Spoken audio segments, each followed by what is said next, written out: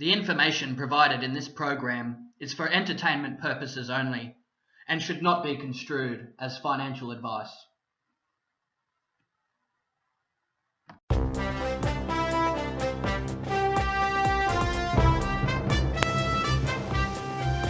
Welcome to the We Are Change talk show. I thank you for joining me. Now, there has been a lot of publicity regarding the wonderfully lucrative opportunity that Bitcoin presents.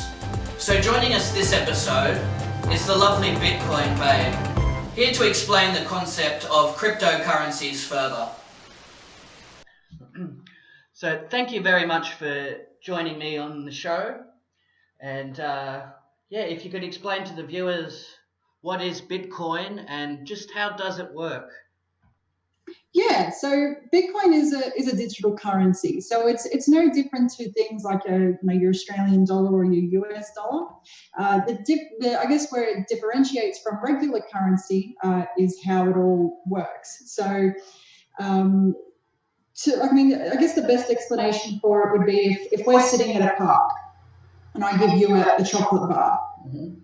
I know I've given you that chocolate bar, I had one, you had zero, I give you that one, you have one, and I have zero. Mm-hmm. Now, we all know that, you got that chocolate bar and everything else, so, what is there to dispute? Mm-hmm. So after that, say, for example, obviously you're in Melbourne.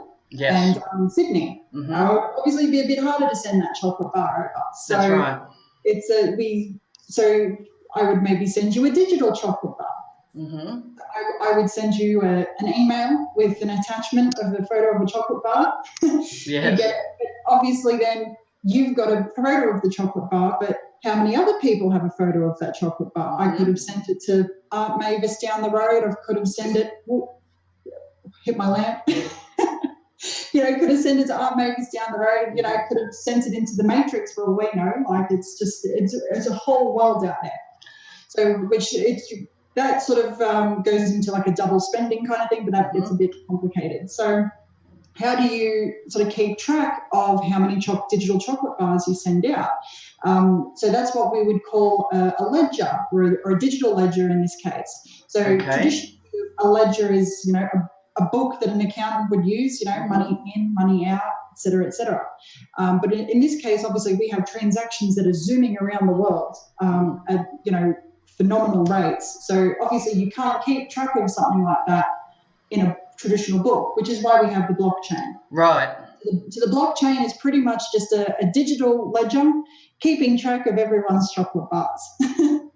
So it would be like a virtual token, and that would give me access to make any purchases, and that would be convenient as opposed to doing a money transfer. Absolutely. So Bitcoin and other digital currencies alike, they're very well known for being, you can send it anywhere, anytime, and it's there almost instantaneously, as opposed to sending, for like a wire transfer through your bank.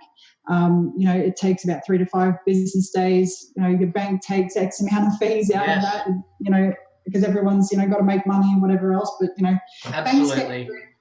And one of the attractions to Bitcoin, a lot of people want to have financial protection from governments. They don't want their bank account garnished. So they look at decentralized platforms. That would be one of the pros. What are some of the others and some of the cons as well over fiat currencies? Yeah, so like you said, payment freedom is a huge one. So, you can send money to wherever you like without, being controlled or being told where you can and cannot send. I mean, a great example of this is, trying to send money to a Bitcoin exchange overseas, for example. You tried to do that with any Australian bank here, and they will stop your payment straight away and send you the money back and say, if you try that again, we'll shut down your bank account. So, there is that sort of control there. So by using Bitcoin or another cryptocurrency, you have that payment freedom there. So no one can tell you what to do. The second one, like we said, low fees. So, banks like to charge a lot of fees when you're sending money places, account keeping fees and whatever else. Mm-hmm. When you have Bitcoin, obviously you don't have account keeping fees, and you don't have, and the transfer fees are very minimal. Yeah. Only usually a few cents out of compared to $50 if you were sending it with a bank.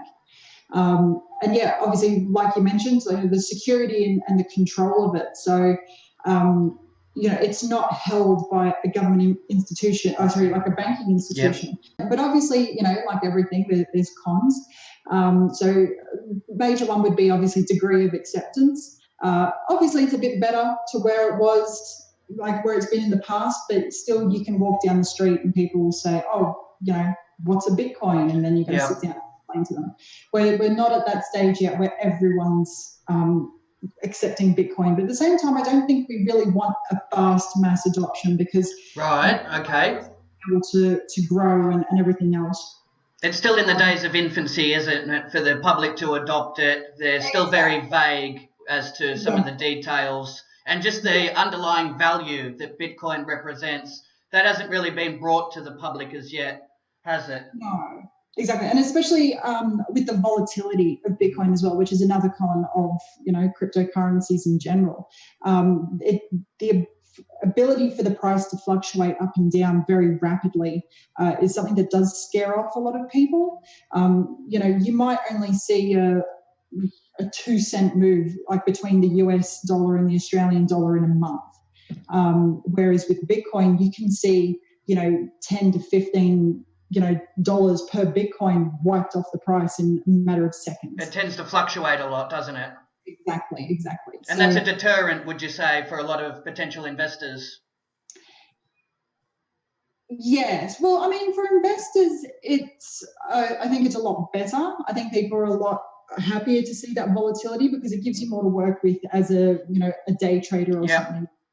But in terms of purchasing Bitcoin, for example, to use later on down the track, say to buy a coffee or your groceries or something like that, that's where it probably wouldn't be suitable. But in saying that, we do have coins out now which are called stable coins. So they're pretty much created to remain stable. So you see less fluctuation with them. So when you purchase them, you know that $100 worth of a stable coin that you have, you're going to be able to use it 2-3 days time. Whereas with Bitcoin, it might be a few dollars difference here. And this would be a lower risk for somebody looking to enter in.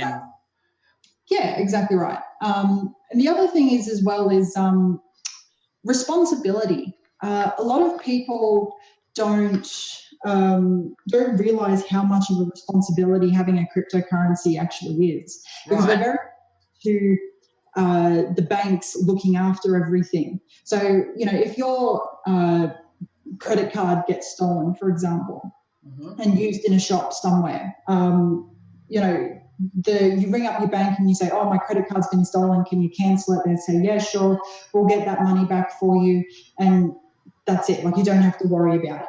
Whereas with Bitcoin and other cryptocurrencies, you don't have that luxury. So if someone steals your Bitcoin wallet, that's it. Bitcoin's irreversible. So there's really a lot of due diligence. Yes, very much so. Yeah, so the security that's available is the 2-factor authentication. That would really put a lot of people at ease. They would send out a code and then they would verify that, and then that would give them access to the account. That would stop any cyber attacks or any hacking, wouldn't it? Yes and no. I mean, it's definitely a very good step in the right path, but you've also got to remember that even 2-factor authentication can be broken into as well. So for example, a lot of 2-factor authentication apps rely on phones and phone numbers. If somebody steals your phone or takes over your phone numbers, like number spoofing is a huge thing at the moment. Okay. They can take over your 2-factor authentication that way, and it's very easy to sort of roll into the punches there. Yes. But in terms of security in that sense, it would be very well advised to make sure you have different passwords for things, have different emails for certain services, because that will really reduce your risk of getting hacked. Which would be the same as if you had an online bank account. It's the same sort of procedure that you would take, wouldn't it? Yeah, absolutely. So you wouldn't have the same password for your internet banking as what you would your email. That would be very, very silly. Venezuela recently, the money is just blowing throughout the streets. It's completely worthless. Yeah, Bitcoin would have been a great alternative that would have offered protection if they had have entered into that. absolutely. And the same thing with Greece as well. Like when Greece had all their financial issues, it was well pegged that, Bitcoin was going to come in and save the day. So I know that there was a bit of mass adoption of Bitcoin when Greece went through its problems about 3 years ago now. But yeah, I think it's a bit too early to tell how that will all work out. That's your perspective on it. See, a lot of people are speculating that countries are going to follow that same path, and there's going to be an economic breakdown, financial crisis that is presenting itself. So Bitcoin, as you said, is going to look at saving the day. That's going to be a major driving force for new investors and people seeking that financial safety, isn't it? Yeah, definitely. That's definitely a good indicator to have. Yeah, absolutely. And you're feeling positive about some of the alternative cryptocurrencies like Ethereum, XRP, Wax. That's going to be something that's going to be very lucrative in the future. Oh, look, I don't really go into that sort of side of things. It's not really my place in this crypto world. But look, I mean, if people do want to look into that kind of stuff, definitely do your research and make sure you're asking the right people the right questions. And there's also a great website you can go to, which is called cryptocompare.com. Mm-hmm. I think it offers a really great website of tracking prices and news, and really offers an unbiased approach to everything. And would you recommend somebody learn how to read the charts? I know it can be very complicated. 200 exponential, support, resistance. That goes over a lot of people's heads, and I think that would detract a lot of people from that too. Oh, absolutely, absolutely. And to be honest with you, like I've been doing this for 5 years and I still don't know a lot of the terminology. So if a lot of it goes over my head, I wouldn't worry about it too much. But look, I mean, there's certainly some great people out there that are helping the community. So I think a few of my favorites are Craig from Trader Cobb. He offers a great service of both free and paid lessons. And Alex Saunders from Nugget News, he does a lot of great stuff for the community as well. So I definitely recommend checking those people out if they want to learn more about trading advice and other cryptos. Yeah, they're fantastic. Education is vital, isn't it? Absolutely. And when you have experts like yourself that are in the industry, they can provide a lot of light for people that are uncertain, and that can be very comforting and very much reassuring. I hope so. I wouldn't see myself as an expert. Maybe I've just, I've reached my tenure, but if people see it that way, I'm happy to help. Yeah, and see, there's a lot of financial advisors out there. They get paid a commission on any investments that they direct their clients towards. See, a lot of their motives is to feather their own nest. Yes. And they haven't got the client's best interests at heart. Not like yourself, somebody that's explaining cryptocurrencies to people, and they can pretty much take advantage of that whole industry themselves, can't they? Without any middlemen. Absolutely. Yeah, so the person that, if you bought into Bitcoin tomorrow, you would have just as much chance of making, as much or as little money as I do. I think and it's great. Like with cryptocurrencies like Bitcoin, it gives everyone a very level playing field.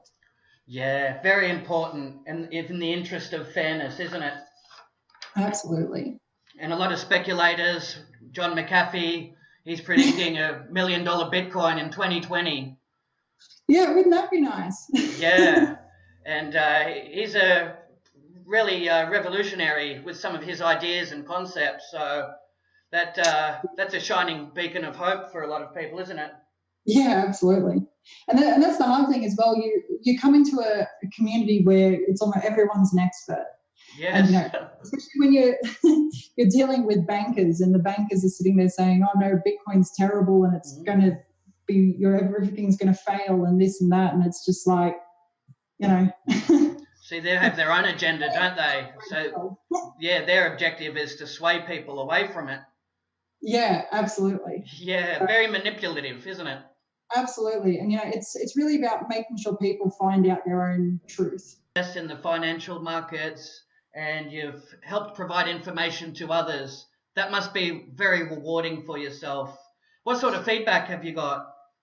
I wouldn't have a lot of, I've certainly gotten lucky. Yeah.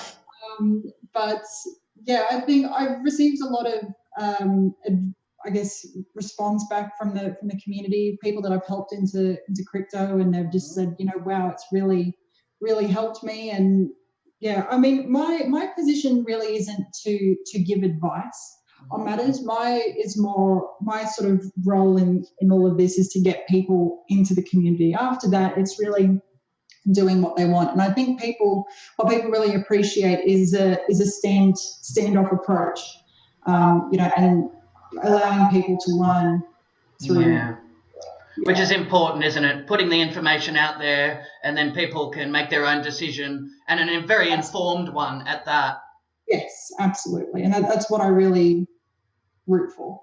Oh, that's wonderful. A lot of people in the initial stages of investment, there was an exchange, Mt. Gox, and a lot of people, they got burnt in that and swindled. Yes. That's left a very bad impression on Bitcoin, hasn't it?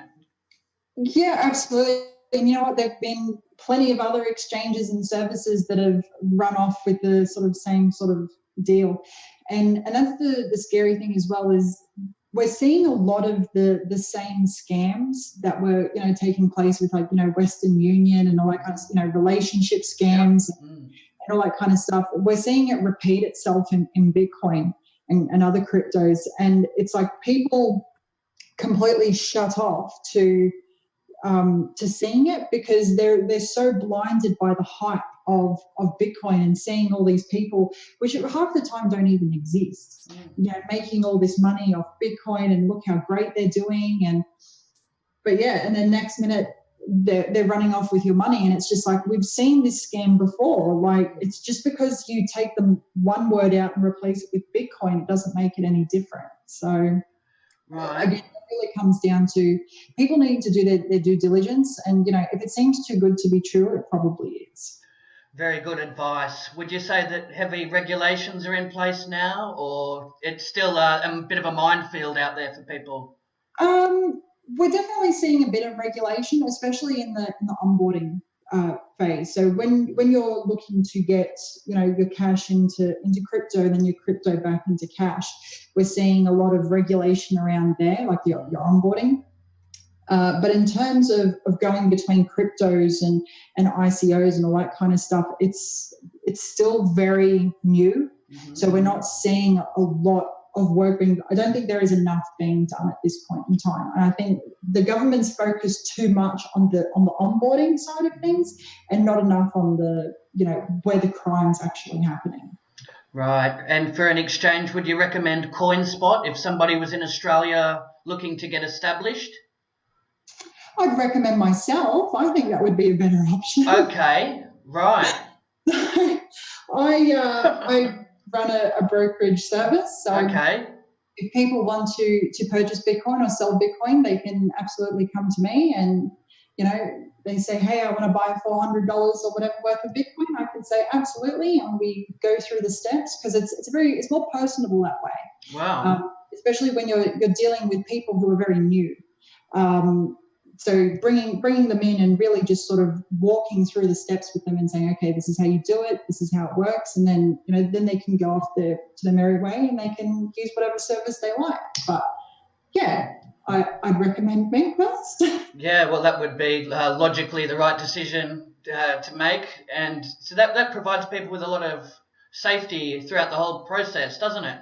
And that's a very valuable service that you're providing. We'll put links in the description for that for people, so they can take advantage of the wonderful services that are out there.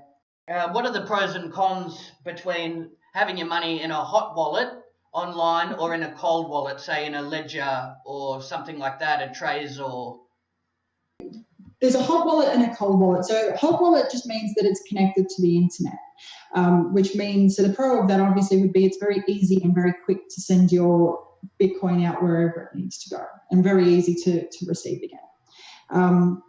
Now, I guess a con of that would be that in most cases, a hot wallet is run by somebody else. So when you have a wallet, you have a public key and you have a private key. So your public key is what you give out to everyone and say, hey, this is where you send Bitcoin to. The private key is what keeps that wallet secure. So if you give that private key out to somebody, then they ultimately have access to your wallet. That's for both wallets, for hot and cold. So when you're dealing with hot wallets, generally you're entrusting another service to host that private key for you, and ultimately you're entrusting them to not run away with your Bitcoin. Now, the other side of it is a cold wallet. Now, a cold wallet is one that is not connected to the internet in most cases. So it can be stored on a device like a Trezor. Yes. Very popular. And also, you can also make up your own cold wallet by using a $10 USB from Officeworks. Really? Yes. So you don't need to go out and spend a lot of money just trying to do it. It's as simple as that. So yeah, like I said, it's not connected to the internet, but in saying that, you are hosting your own public and private keys. So you do need to, have be a bit more mindful of security. Obviously, you wouldn't leave the USB lying around in a cafe somewhere or something like that. You keep it close to you. Treat it like cash. Sure. Keep it in a lockbox or something like that. But in saying that, though, if you do want to send a transaction out of there, you would then need to connect it to a computer or a phone or something that has an internet source, and then send that on. So connect it up to your computer, connect it to the internet, so it comes onto the blockchain, and then you can send it out that way. It all seems very complicated. For somebody that's very new to the whole setup and everything, would it be safe and ideal to keep it on the hot wallet? Would that be okay for them in the short term? It depends on what they want to use the Bitcoin for. So if you intend on purchasing Bitcoin and not really doing much with it, then yeah, absolutely keep it in a cold wallet, because that way you don't run the risk of it, disappearing or getting hacked or something like that. If you intend on spending your Bitcoin straight away or sending it to an exchange where you want to do some day trading, then yeah, a hot wallet would probably be best in that case. Mm-hmm. Very good information. And a lot of people are saying the market is starting to bottom out now. So it's logically... Yeah, a lot of people have been saying that, but then a lot of people have been saying that the market's going to go back up again. And it's, asking the question of, what's the price going to do? It's very much like asking the question, well, how long's a piece of string? You really don't know. And to sort of, I guess, predict the price, you've really got to remain engaged with news and current events because of what Bitcoin's doing, because Bitcoin and the price of Bitcoin is very reliant on what's going on in the community. Absolutely, yeah. A currency that it's by the people for the people. It's not backed by a government or a bank, like we have the Reserve Bank of Australia or anything like that. Bitcoin doesn't have that, so it's a very speculative sort of industry. So when sort of like Starbucks enters in, they say they're going to allow the transfer of Bitcoin to pay for coffees. That will push the stock price up. And when more and more companies and corporations get involved, that's when you can start to see maybe a potential bull run. Yeah, absolutely. Yeah, so if Starbucks came out tomorrow and said, yeah, we're going to start accepting Bitcoin for coffee, absolutely, we'd probably see a spike in the price there. Yeah. And this looks like the future, doesn't it? People are saying it's going to be as big as like the birth of the internet or the television or radio. Is that your impression? I know. It's so, I honestly, I compare it back to the Matrix, really. Yes. When I think it's Neo, he's sitting there and he gets offered the blue pill. And coming into the crypto scene, it's like that. Are you going to, I'll ask you, Jeff, are you going to take the red pill or the blue pill? Definitely the red pill, no doubt about it, isn't it? Fantastic. Yeah, break out of the social construct that's put in place and educate yourself, isn't it? Yeah. And having that freedom, that's going to be very valuable in the future. Thanks for your time, folks. Links to the Bitcoin Babe will be in the description. And I can't stress enough, by no means should the information provided in this program be construed as financial advice. It's strictly for entertainment purposes. With that being said, best of luck, happy trading, and I'll see you on the next episode.